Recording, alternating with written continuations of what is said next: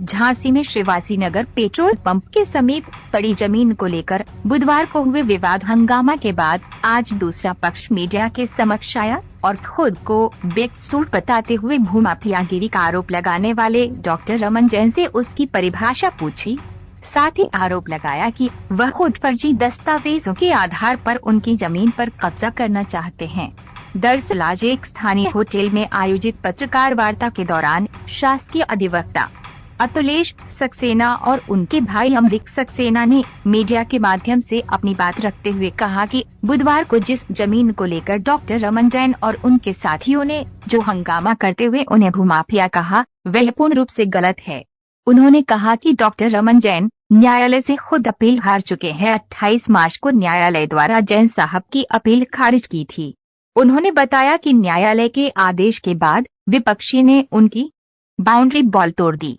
इसकी सूचना मिलने पर वह लोग पुलिस प्रशासन को सूचित कर मौके पर पहुंचे थे और अपना कब्जा ले रहे थे। तभी विपक्षी ने हंगामा किया और उन पर मनगढ़ंत आरोप लगाकर उन्हें बदनाम कर रहे हैं।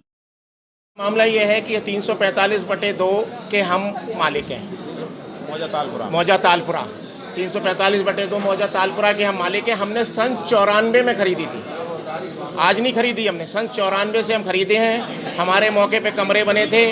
उसके बाद 2001 में डॉक्टर रमन बाबू जैन ने हमसे एक ज़मीन खरीदी, हमने ज़मीन बेच दी उनको। उसके बगल में उसमें साफ लिखा था चौधरी में कि ये दयाराम लोहिया की आदि की ज़मीन से लगी हुई है। बावजूद इसके इन्होंने दयाराम कुशवाहा भगवान दास से धोखे से एक रजिस्ट्री कराई, उसमें हमारे प्लॉट की चौधरी लिख दी, जबकि दयाराम कुशवाहा वगैरह ने जो पहले एग्रीमेंट किया था उसमें कोई चौधरी अंकित नहीं थी, उसमें कोई चौधरी अंकित नहीं थी। और जिस दिन इन्होंने बैनामा कराया वो मुआहदा रजिस्टर्ड मुआहदा निरस्त हुआ और इन्होंने अपने बैनामे में चौधरी अंकित करा ली, जहाँ विवाद का कारण बना।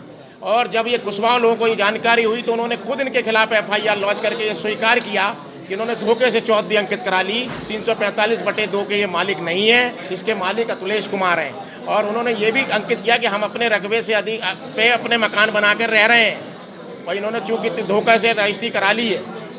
और जब हमने सिविल सूट फाइल किया, सिविल सूट में स्पष्ट ये आदेश किया गया कि हमारे कब्जे में मजामत ना करें, हमारी दुकानें मौके पे बनी हैं, कमरे बने हैं, उस पर किसी प्रकार की तोड़फोड़ ना करें। उसके खिलाफ ये हाई कोर्ट गए, वो हाई कोर्ट से भी इनकी खारिज हुई अपील। उसके बाद अभी इन्होंने लेटेस्ट एक डाली सरकार को पार्टी बना के 28/3/23 को, वो भी रिट खारिज हो गई इनकी। उसमें ये स्पष्ट किया गया कि रिस्पोंडेंट नंबर 5 अतुलेश कुमार का कब्जा निश्चित हो चुका है, इसलिए किसी प्रकार का हस्तक्षेप करने की आवश्यकता नहीं है और रिट मेंटेनेबल नहीं है। बिल्कुल। आज आपने मीडिया को बुलाया है, आप अपना पक्ष रखना चाहते हैं, क्या है कहना? हम इसलिए रखना चाहते हैं कि हमारे फेवर में आदेश हैं उनका ये अक्षरश पालन करें। और नाप हो गई है, जब 345/2 के ना सहकाशकार हैं ना सहकाशकार से खरीदी है, तो इनको कोई हक हमारे कब्जे में हजामत करने का नहीं है। अब आप क्या चाहते हैं? हम ये चाहते हैं कि इसका पालन सरकार कराए और पुलिस इसमें सहायता करे हमारी, क्योंकि ये इनके पास इनके पहुँच के हैं, ये इनके गनर्स वहाँ बैठे रहते हैं, जिसकी शिकायत हमने 2 महीने पहले करी थी। इनके गनरों ने हमारे कर्मचारियों को भगा दिया मौके से, और ये हमारे ताले तोड़ के घुसना चाहते हैं हमारे कमरों में। 2 मौजा तालपुरा के मालिक हैं और हमारा इसमें मुकदमा चल रहा है। 1994 में ज़मीन को हमने ख़रीदा था और इनको 2001 में हमने एक ज़मीन बेची थी, उसमें हमारी चौधरी क्लियर थी और हमारा कब्जा दखल का ऑर्डर है, हमारा FIO इनका हाई कोर्ट तक खारिज हो चुका है।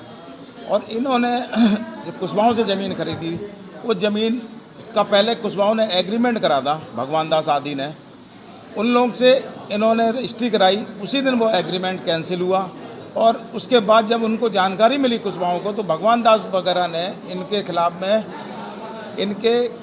में FIR लिखाई। बाद में इन्होंने राजनीतिक दबाव में उस FIR को दबा दिया।